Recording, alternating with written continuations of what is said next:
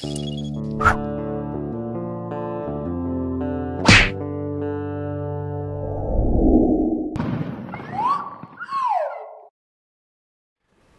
les picheurs, une vidéo versus... Ouais, j'aime bien diversifier, tu vois, un peu mes contenus sur ma chaîne, vous ayez un peu de tout, tu vois.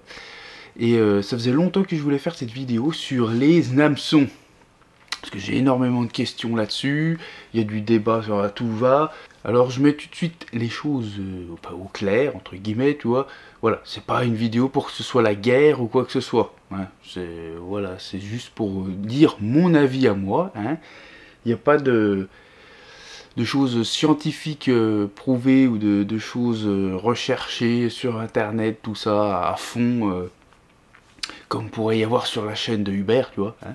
D'ailleurs, coucou Hubert, hein, je te fais un petit coucou. J'aime bien ta chaîne, moi, Hubert. Et du coup, donc, je préfère donner des avis de temps en temps, comme ça. C'est mon avis à moi. Donc, il ne faut pas que ce soit un déclenchement de guerre, tu vois. Parce que les gens sont assez... quand ils sont dans un sens, ils ont vraiment du mal à essayer de comprendre l'autre, tu vois. Hein, on est tous différents. On a tous de différents choix. Mais après, il y a des choses qui se passent aussi réellement qu'il faut quand même prendre en compte. Donc... Dans cette vidéo, on parlera donc de l'hameçon sans ardillon versus l'hameçon avec ardillon, tu vois, on va voir lequel pour moi est le mieux. Et puis aussi, moi, les genres d'hameçons que j'utilise par rapport aux tailles de bouillettes, aux graines, tout ça.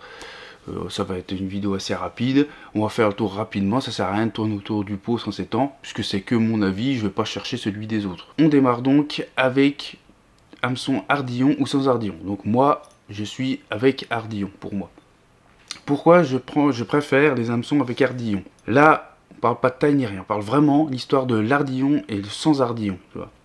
Dans les privés, souvent, tu vois qu'ils mettent le sans ardillon obligatoire. Le sans ardillon est censé moins abîmer la bouche des poissons à piqûres répétitives comme dans les privés, tu vois, qui sont piqués, repiqués, tout dépend, hein, attention, il n'y a pas de jugement sur les privés, c'est juste que voilà, il y a certains privés, voilà, sont repiqués de chez défoncer les pauvres poissons, tu vois. Et donc, ils mettent ça en place, l'hameçon sans ardillon. Après, j'ai l'impression qu'il y en a quelques-uns qui y reviennent.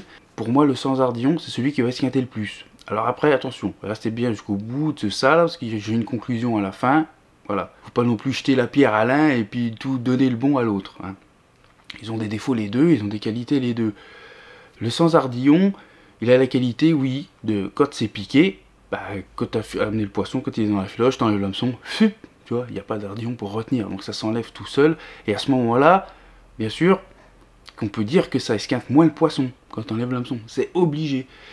Le problème qui se passe, c'est qu'un sans ardillon, quand le poisson est piqué, le fait qu'il n'y ait pas d'ardillon ne retient pas l'hameçon. Et c'est là que je vais en venir sur ma conclusion à la fin, c'est plus vis-à-vis du pêcheur, de la façon qu'il a de combattre le poisson, etc., qui va changer les choses. Donc en fait, le sans ardillon va se piquer.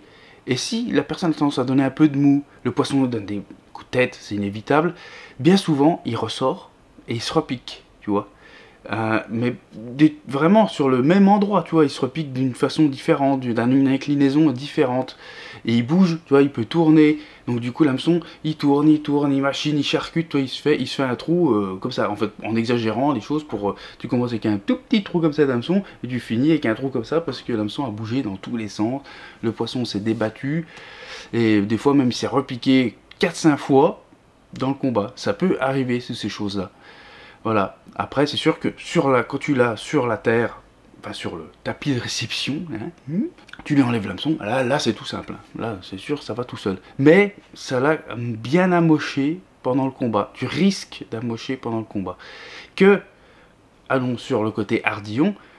Le côté ardillon, l'hameçon rentre, donc de la même manière, tu vois. Sauf qu'il y a l'ardillon qui bloque.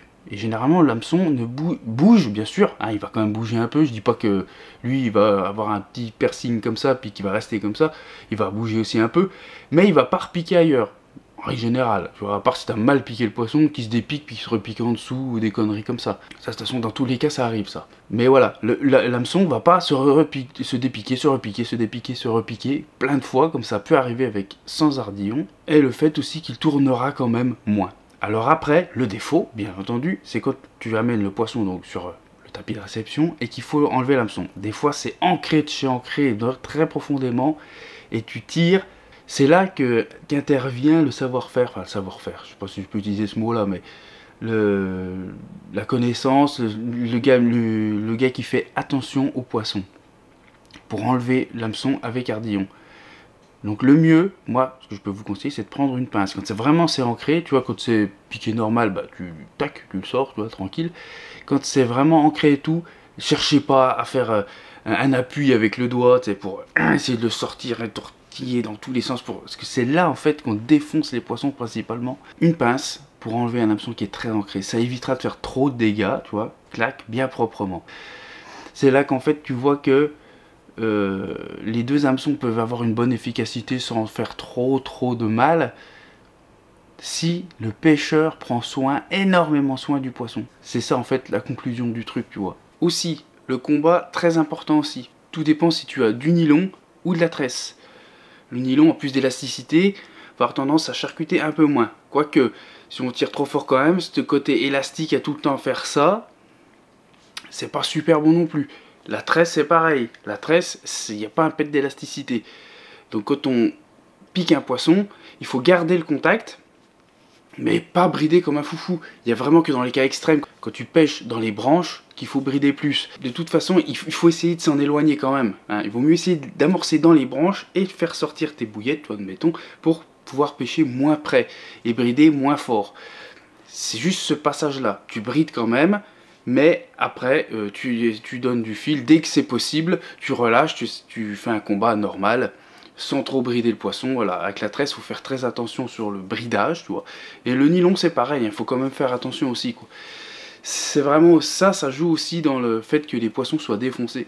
Il faut faire attention. Quand il n'y a pas de branche et tout, ça sert à rien de treuiller, de vouloir que le poisson revienne vite et tout. Profitez du combat.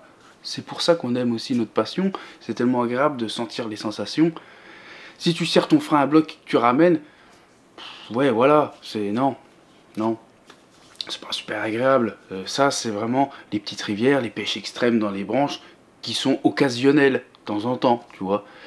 Là, oui, bien sûr, tu brides, et dès que le poisson sort, tu commences à défaire ton frein et tout ça. Voilà, après, tu la laisses pas retourner non plus, hein, mais voilà. C'est vraiment, il va falloir savoir gérer ses combats. Ça, c'est aussi une chose très importante. Les combats, que ce soit nylon ou tresse, voilà. Et surtout, donner le moins de mou possible, toujours bien garder le contact. Tu sais, quand on passe une canne sous une eau, là, je déteste faire ça parce que c'est dur de ne pas perdre le contact, tu vois, mais c'est hyper important, alors surtout sans ardillon, hein, ceux qui pêchent avec, il faut surtout pas perdre le contact avec le poisson. C'est là que la carpe, elle secoue la tête comme ça, puis que le plomb il bouge, et qu'il n'y a plus de retenue, et du coup là, le plomb il donne des sacrés coups, et de 1, tu risques de faire, le poisson c'est là qu'il va s'abîmer en faisant ça tout seul, tu vois, et de 2, tu risques de décrocher le poisson. Bien faire attention, le nylon, il y a plus d'élasticité, donc on peut se permettre, voilà, c'est plus fait pour pêcher les zones propres, sans trop de branches et tout ça, et là on fait le combat proprement, on garde le contact sans trop tirer. Et la tresse, c'est surtout pour les zones encombrées, les rivières, tout ça, comme j'utilise beaucoup. C'est aussi quand tu apprends à manier la tresse, tu apprends à manier le nylon, tu vois, c'est aussi quelque chose d'agréable. Moi je préfère la tresse, t'as beaucoup plus de sensations. Mais toujours bien garder le contact et pas treuiller, parce que faut pas arracher les bouches, quoi. Voilà. La chose qu'on peut faire, hein, pour remédier donc à ces deux problèmes, voilà, le sans ardillon qui peut provoquer des décroches, celui qui sait pas trop utiliser ça, surtout quand tu pêches en tresse, tu vois. Et puis le fait que ça repique, moi je suis vraiment pas trop pour le sans ardillon, c'est mon avis, hein, voilà. Hein. Je préfère pêcher avec ardillon, mais petit ardillon. Donc j'espère que les fabricants vont s'y mettre de plus en plus à faire du micro-ardillon. Je vois qu'il y en a plein qui s'y mettent, un corda, un Nash, je crois aussi. Les gros ont un ardillon qui dépasse bien. Au pire, tu prends une pince, tu l'écrases un peu, pas complètement, pour que juste qu'il retienne au moins un petit peu, tu vois. Histoire d'avoir un ardillon plus petit. Le fait d'avoir un ardillon plus petit va te permettre d'enlever l'hameçon plus facilement sans faire de dégâts, et de ne pas faire les dégâts qu'un hameçon sans ardillon ferait pendant le combat, tu vois.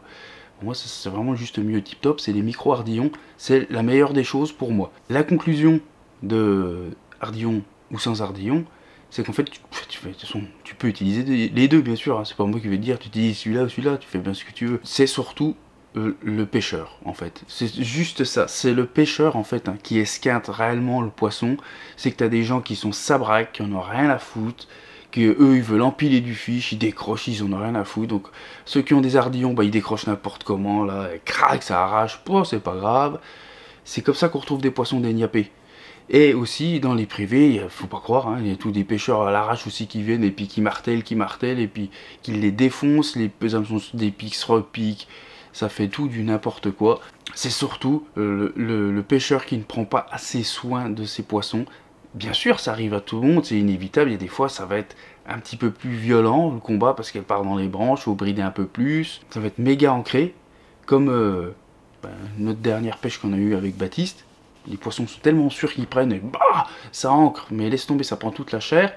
Et du coup, bah là, ce qu'il faut que vous fassiez, c'est utiliser une pince, quoi. Proprement enlever l'hameçon, prendre votre temps. Faut pas négliger la façon d'enlever l'hameçon, faut pas faire ça n'importe comment. C'est vrai qu'on est tout excité, on a notre gros, en plus c'est un gros fiche et tout. Ah putain, on est tout. Ouais, mais tu vois que c'est bien piqué. Ouais, prends ton temps, fais attention. Et si tu peux, ouais, le soigner avec le petit produit en plus, si ça a saigné un peu. Le sang, c'est moins important. Moi je déteste ça m'arrive des fois, mais des fois ça pique dans une zone nerveuse, toi, dans une zone sanguine, où le sang passe bien, bah, c'est comme nous, dire, ça saigne. Si tu tapes des fois que le cartilage sans passage sanguin, bah ça saigne pas, c'est souvent le cas. Mais ça peut arriver que ça saigne, mais c'est pas si grave ça. Le fait c'est surtout de pas déchirer de la chair comme un boucher, tu vois, voilà. Donc voilà pour cette conclusion. Pour moi c'est avec ardillon, mais micro-ardillon. Et quand c'est des gros, bah, voir les aplatir un tout petit peu. Et surtout prendre soin du poisson. Voilà. Moi, le sans ardillon, c'est pas mon truc. Pour moi, il fait pas le meilleur des travails. Voilà. Voilà pour cette partie-là. On va partir sur la partie 2 de la vidéo, hein, qui va être aussi rapide. C'est quels hameçons j'utilise et pourquoi ces hameçons-là. Ce sera, encore une fois, par expérience, ce que je vais vous dire par rapport à ce que j'ai vécu. Ça fait plus de 22 ans que je pêche la carpe. Pas non plus énorme, hein, comparé à des pionniers de folie, tu vois. Mais bon, je peux déjà me faire quand même ma petite idée sur les hameçons, par rapport à ce que j'ai vécu, tu vois.